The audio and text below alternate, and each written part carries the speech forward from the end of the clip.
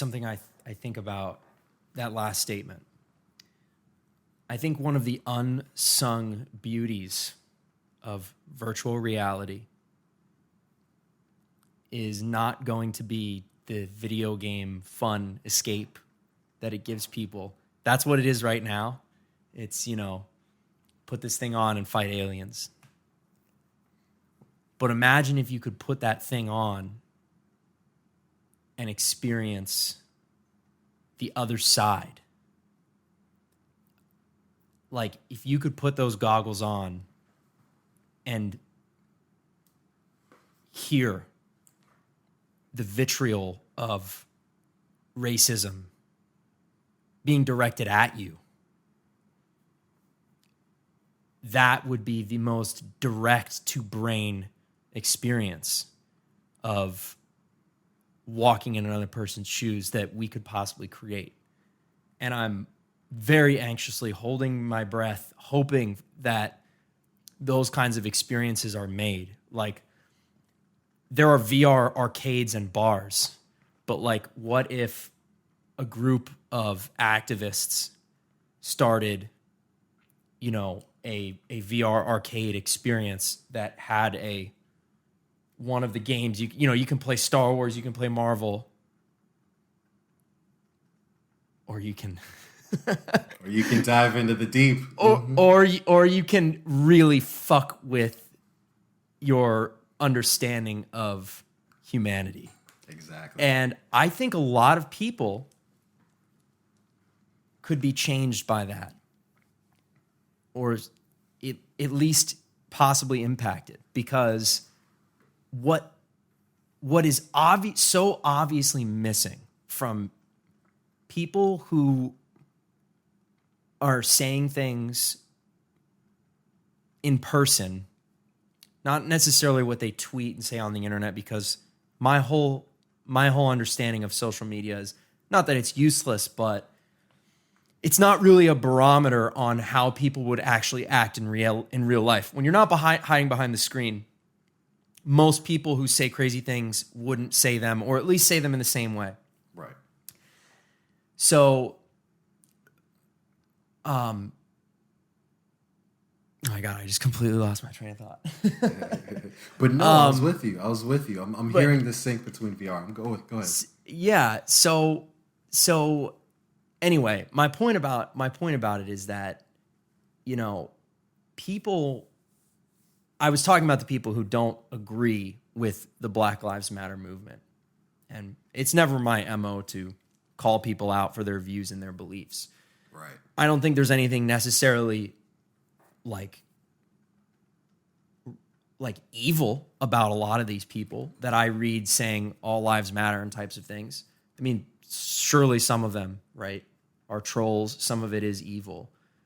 But what I think it is a lack of understanding and a lack of empathy.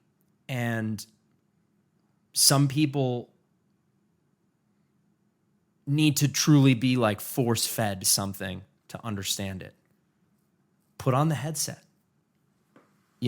Have experience what it's like in a virtual simulation to get pulled over and have a cop speak to you in a derogatory manner from the start. And you have, like, in the game, you can choose, like, respond peacefully. And, like, you choose, yeah, here's my ID. And then all of a sudden, as you're reaching for the ID, he pulls his gun on you. Like your heart would start racing, because in VR, I don't know if you've ever done it. I've only done it a couple times, but in my experience, it crossed into a true, real experience very quickly. And yes. I didn't think I was going to be talking about VR at all. This just popped into my head. I love it. But it's the last thing you said about empathy is that people need to feel that experience. If they are not standing with this movement, like they and even those who are standing with it, but though, like, we get it, right? The people who are standing with the movement get it, and we have enough empathy to see it.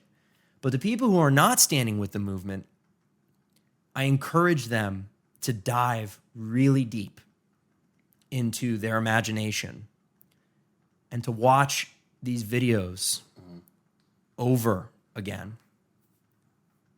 Imagine being that person rather than watching it and having these things go off in your head, which are just defense mechanisms of privilege, where you say, we don't know the whole story, or but what if that guy pulled a gun on the cop?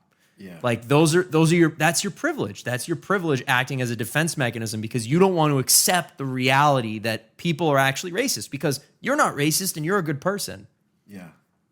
And slavery's gone. So we had Brown versus Board of Education and we got rid of separate but equal. Right. So, that's how I think, empathy goes both ways, right? So that's how I think these people who don't support this are thinking. Mm-hmm. And I think we need to tie them to a chair and put on a virtual reality headset and virtually beat the shit out of them. I would like, a lot of them I would actually like to beat the shit out of.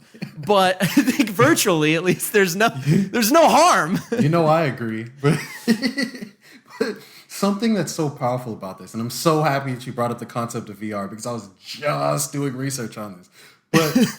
But the funny thing is that the way that the brain works, right?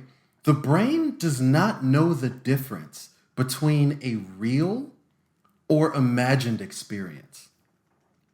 So even that's phenomenal. It's amazing, right? And so that this shows us how powerful VR can be for a number of reasons. I mean, that's the same exact reason of why if somebody cuts us off on the street, why we can be pissed off for 6 hours about it, because the chemicals facilitating an emotion within the body only last for 90 seconds. So after 90 seconds, those chemicals have left. However, we continue to replay the situation in our minds. So every 90 seconds, it's as if the person cut us off again, over and over and over and over. Are you listening out there, people? Yeah, that's a little nugget of gold right there. Wow. That's incredible. Yeah. And so tying that into VR, that's why it's like, wow, I can intentionally condition myself. Yeah. I can use this as a way to create real, quote unquote, experiences that can make me see things. And it's not even that I'm trying to change my own perspective. I just want to have a more expansive perspective. Maybe I'll still be right, but maybe I'll see things differently. Yeah.